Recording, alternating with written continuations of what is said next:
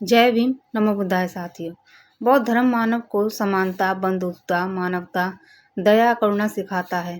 तथागत गौतम बुद्ध के उपदेश इंसान को जीवन को सफल बनाते हैं। बुद्धि की शिक्षाएं प्रेरणादायक एवं मानव प्रेम के स्रोत हैं। बौद्ध भिक्षु हजारों सालों से चली आ रही बौद्ध परंपराओं को संजोए हुए हैं। हिमाचल प्रदेश की एक धर्मशाला में रहने वाली एक लड़की जो भीख मांगकर अपना पेट भरती थी, वह लड़की अब पढ़ लिखकर डॉक्टर बन गई है। असंभव से लगने वाले इस कारनामे को धर्मशाला में रहने वाली एक लड़की ने बौद्ध भिक्षु के साथ मिलकर कर दिखाया। आखिर क्या है पूरी सच्चाई, आगे इस वीडियो में हम आपको दिखाएंगे। वीडियो में आप बने रहिएगा। यह मामला सैकलौरगंज के बौद्ध विहार के पास 5 साल की पिंकी हरियान अपनी मां के साथ मिलकर भीख मांगने का काम करती थी।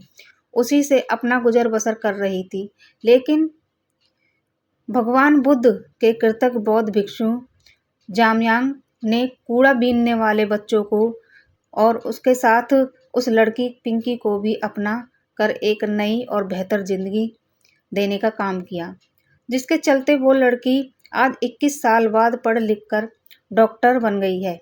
MBBS की पढ़ाई करने के बाद अपने नए करियर की शुरुआत कर चुकी है। पिंकी हरियान का कहना है कि मुझे डॉक्टर बनने पर बहुत खुशी है। मुझे अपने नाम के आगे डॉक्टर लगाना बहुत पसंद है। पिंकी ने बताया उसने 2004 में अपनी मां के साथ मैकलोनगंज में त्योहारों के समय बुद्ध मंदिरों के पास भीख मांगती थी।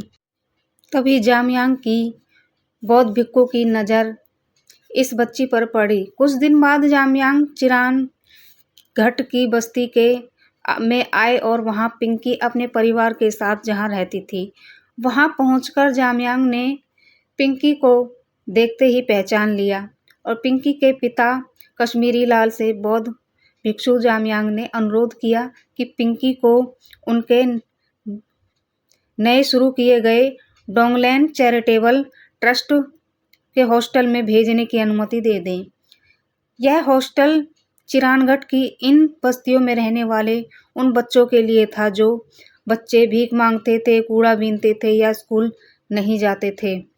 उन बच्चों के लिए यह स्कूल काम करता था। पिंकी के पिता कश्मीरी लाल जूतों की पॉलिश करते थे। पिंकी के माता पिता ने पिंकी को जामयांग को सौंप दिया। पिंकी डोंगलैंड चैरिटेबल हॉस्टल में बच्चों के पहले बैच में थी। पिंकी शुरू में बहुत रोती थी, अपने घर वालों को बहुत याद करती थी, लेकिन फिर धीरे धीरे वह समय बीतने के पश्चात पिंकी का मन हॉस्टल में रहने वाले उन बच्चों के साथ लग गया।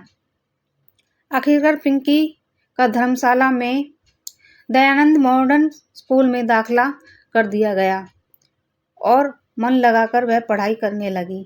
टीचरों द्वारा पढ़ाई के दौरान सवाल पूछे जाने पर कि तुम बड़े होकर क्या बनोगी, तो उसका एक ही सवाल जवाब रहता था कि मैं बड़े होकर डॉक्टर बनूंगी। पिंकी को अनुमान नहीं था कि एक दिन वो अपने पैशन की पीछा करते हुए एक दिन डॉक्टर बन जाएगी। जामयांग इंटरव्यू के दौरान बताते हैं कि पिंकी पढ़ाई में बहुत अच्छी थी। 12वीं की परीक्षा पास करते ही उसने नीट की परीक्षा पास की। उसे किसी भी प्राइवेट कॉलेज में दाखिला मिल सकता था, लेकिन वहाँ की फीस ज़्यादा थी, इसलिए उन्होंने पिंकी को चीन के एक प्रतिष्ठित मेडिकल विश्वविद्यालय में 2018 में दाखिला दिला दिया। वहाँ से 6 साल की MBBS की डिग्री पूरी करके अब पिंकी वापस धर्मशाला लौट आई है। जब पिंकी हॉस्टल में रहने लगी तब पिंकी ने अपनी मां को भीख मांगने से मना किया और पिंकी ने बताया कि मेरे पिता अब बूट पॉलिश का काम छोड़कर गलियों में अब दरी चादर बेचने का काम करते हैं और वहीं अब मेरी मां डोंगलैंड में बच्चों के लिए खोले गए स्कूल में बच्चों की देखभाल का काम करती है। मेरा एक छोटा भाई और एक छोटी बहन है जो आज आधुनिक सुविधाओं से लैस डोंगलैंड स्कूल में पढ़ते हैं। इस इसका उद्घाटन 2017 में दलाई लामा ने किया था। जामयांग बच्चों को पैसा कमाने की मशीन बनाने की बजाय उन्हें एक अच्छा इंसान बनाने का काम करते हैं। उन्होंने धर्मशाला और आसपास की झुग्गियों झोंपड़ियों के बच्चों के लिए अपनी सारी जिंदगी समर्पित कर दी। उनके द्वारा पढ़ाए गए बच्चे डॉक्टर, इंजीनियर, होटल मैनेजर और अच्छे कार्य पाकर अपनी जिंदगी बना रहे हैं। जो बच्चे कूड़ा बीनते थे, आज भीख मांगते थे, आज वो जामयांग की वजह से बेहतर जिंदगी जी रहे हैं और सम्मान पा रहे हैं। पिंकी सारा श्रेय जामयांग बौद्ध भिक्षु को देती है और डोंगलैन की पूरी टीम का धन्यवाद करती है। पिंकी के माता पिता ने पढ़ाई के महत्व को समझकर ही हर परिस्थिति में उनका साथ दिया। जामयांग का कहना है कि मुझे नहीं मालूम था कि इन बच्चों में इतनी प्रतिभा छिपी हुई है। उन्होंने तो ये सोचा था कि ये बच्चे थोड़ा बहुत पढ़ लिख जाएंगे, अपना नाम लिखना सीख जाएंगे। मुझे नहीं मालूम था कि ये बच्चे इतने टैलेंटेड हैं। झुग्गी झोपड़ियों में रह रहे ये वही बच्चे हैं, अपने समाज को प्रेरणा दे रहे हैं कि प्रतिभा कूड़े में भी छिपी होती है, बस ज़रूरत है इनको पहचानने की। बौद्ध धर्म हमें समानता सिखाता है। अगर ये बच्चे बौद्ध भिक्षु जामयांग के हाथ ना लगते तो क्या इनकी ज़िंदगी संवर पाती, इनकी प्रतिभा बाहर निकल पाती।